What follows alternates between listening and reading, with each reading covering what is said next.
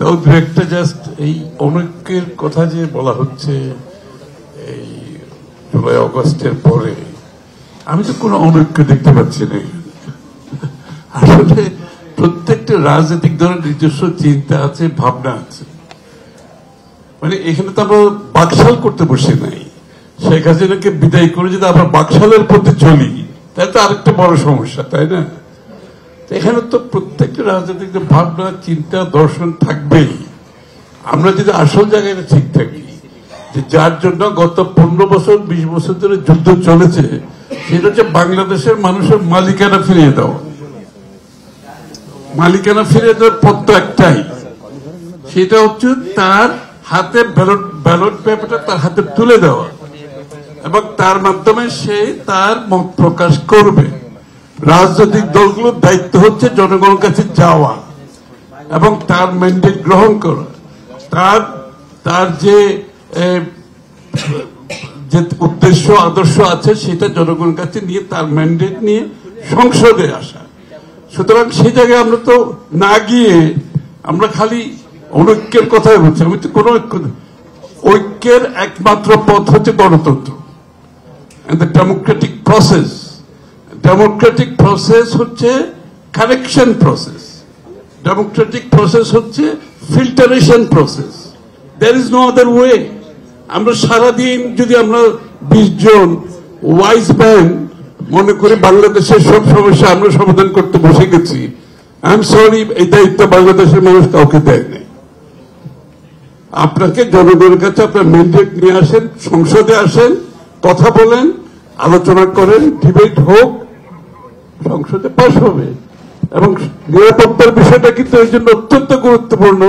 প্রথমে একটি গণতান্ত্রিক দেশ করতে হবে, জনগণের মালিকানা নিশ্চিত করতে হবে, এবং গণতন্ত্রের দেশ হলে জনগণ যখন তার ম্যান্ডেট দেবে, সেটাকে নিয়ে আপনি দেশের নিরাপত্তার বিষয়টা সংসদে আলোচনা করতে পারবেন।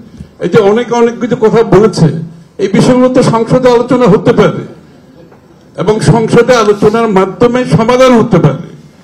কিন্তু আমরা ইলেকশনে যাব না, ইলেকশনে যাওয়ার আগে সব সমস্যার সমাধান করে তারপরে আমরা নির্বাচনে যাব। It's a day dreaming, it's a pipe dream. এটা হতে পারে না কোনোদিন।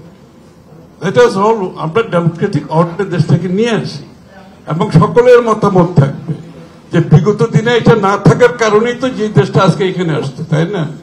সুতরাং আমরা প্রথমে সেদিকে যাই।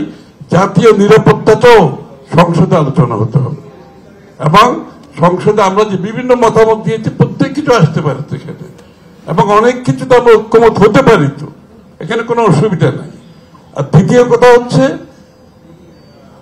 গণতন্ত্রের সাথে সাথে আমাদের অর্থনৈতিক ভাবে যদি আমরা প্রবৃদ্ধি লাভ করতে না পারি, উন্নতি লাভ করতে না পারি, আমরা যে সিকিউরিটির কথা বলেছি, যে বিনিয়োগের কথা বলেছি, অনেকে বিভিন্ন প্রস্তাব দিয়েছেন, এটার জন্য যথেষ্ট অর্থনৈতিক ভাবে একটা শক্তিশালী দেশ হতে হবে। আপনি দেখেন যে দেশগুলো কিন্তু সিকিউরিটিতে শক্তিশালী হয়েছে, প্রত্যেকটি দেশ কিন্তু উন্নত অর্থনৈতিক ভাবে তাদের একটা শক্তিশালী অবস্থান আছে। সুতরাং বিনিয়োগের একটা ব্যাপার আছে, আমাদেরকে মাথায় রাখতে হবে।